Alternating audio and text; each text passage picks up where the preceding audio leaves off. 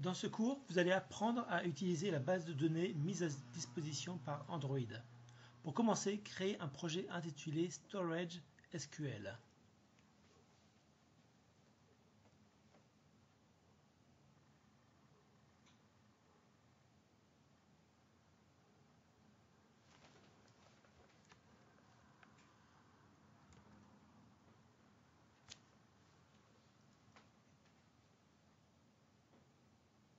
Prenez comme nom d'activité main et comme nom de layout main.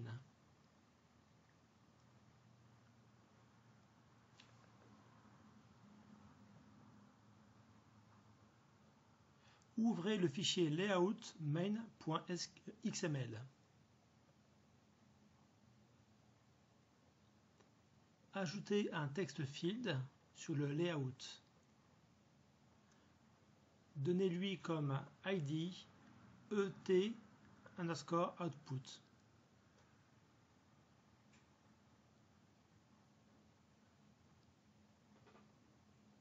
Changez le texte du text view qui a été créé automatiquement et donnez-lui comme libellé output.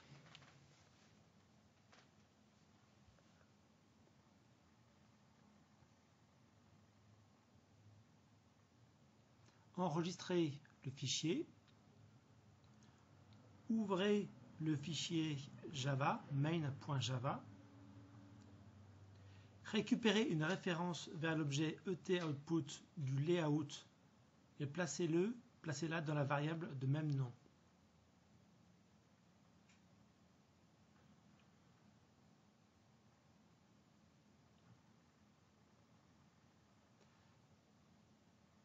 Appuyez sur CTRL-SHIFT-O pour résoudre les imports.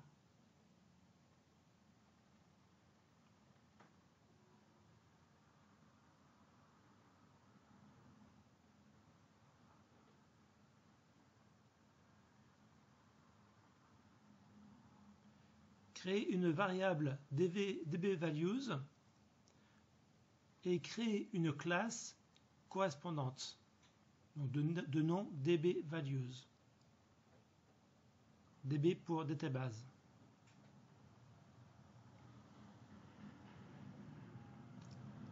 Étendez cette classe avec SQLite Open Helper. Ajoutez les listeners manquants. Ajoutez le constructeur. Et dans le constructeur, vous allez indiquer comme nom de table mydata.db. Vous n'allez spécifier aucun factory. Et comme numéro de version, vous allez indiquer 1. Alors on ne va conserver que le premier paramètre du constructeur, donc contexte. Ensuite, ajoutez les méthodes qui manquent.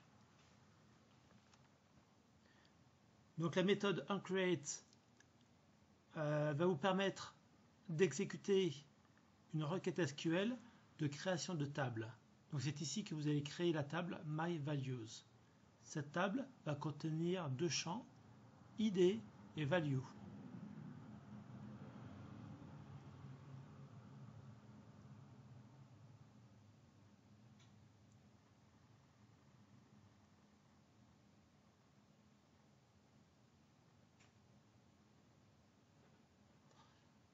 La méthode onUpgrade est appelée lorsqu'il y a un changement de version. Donc ici, typiquement, on va supprimer la table myValues avec la requête SQL drawTable. Donc on va spécifier de faire le drawTable uniquement si la table myValues existe. Et ensuite, on va appeler la méthode onCreate pour recréer la table. Revenez au fichier main.java.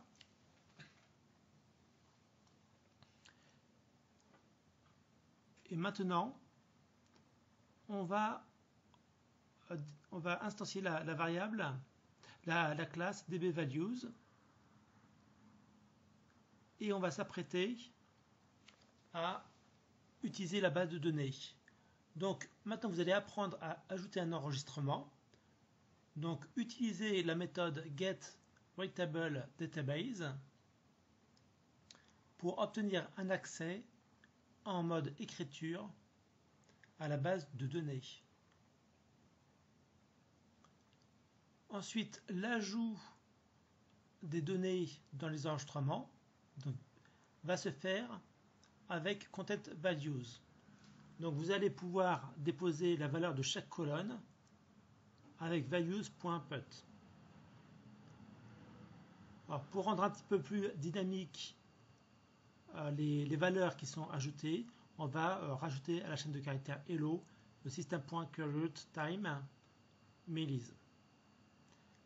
Et ensuite, la méthode insertOrThrough permet d'ajouter un enregistrement. Le premier paramètre correspond au nom de la table et le troisième donc, contient le content values qui contient la valeur de chaque colonne de l'enregistrement à ajouter. Alors maintenant, on va lire ces données. Alors, comme c'est uniquement une opération de lecture, on va appeler cette fois-ci getReadableDatabase. Et pour la lecture, on va utiliser un curseur. Le premier paramètre du curseur est le nom de la table, donc vous devez indiquer myValues.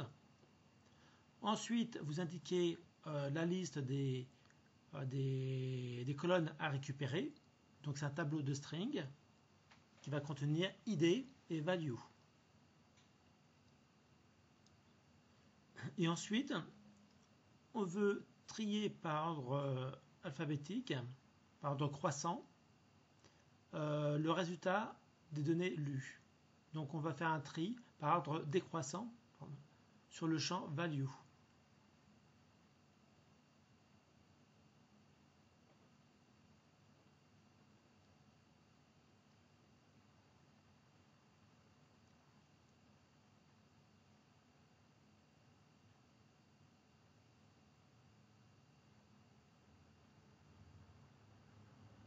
Alors on va demander à Android de gérer, de lancer le process de gestion du curseur. Maintenant, on va relire toutes ces données et on va les afficher dans le champ Edit Text du layout. Alors pour cela, on va utiliser un string builder. Donc au départ, on commence au début du curseur et on va appeler pour chaque enregistrement la méthode moveToNext. Cette méthode va retourner false lorsque on va arriver sur le dernier enregistrement. Dans le string builder, on va ajouter id égale, puis la valeur du champ id. Pour obtenir cette valeur, on va tout simplement appeler la méthode getString de l'objet cursor en spécifiant le numéro, donc l'indice du champ de la colonne. Donc le champ id, la colonne id se trouvait en position 0 et la colonne value se trouvait en position 1. Donc ensuite on va rajouter virgule value égale et la valeur lue.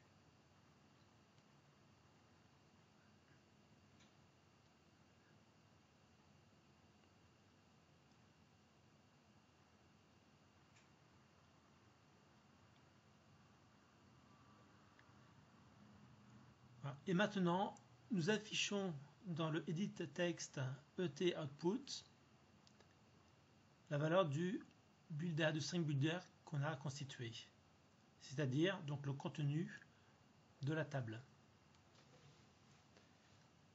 Et on n'oublie pas de fermer la base, donc en appelant la méthode close, qu'il y ait une erreur ou non.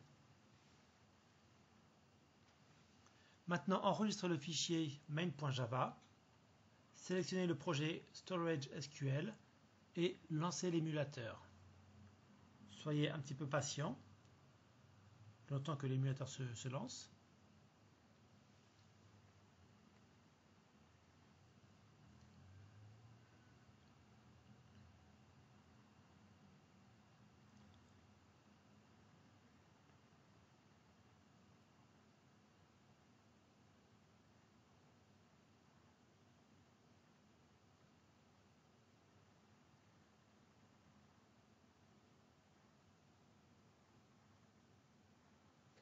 Voilà, et donc l'émulateur affiche dans l'éditeur texte l'identifiant et la valeur lue.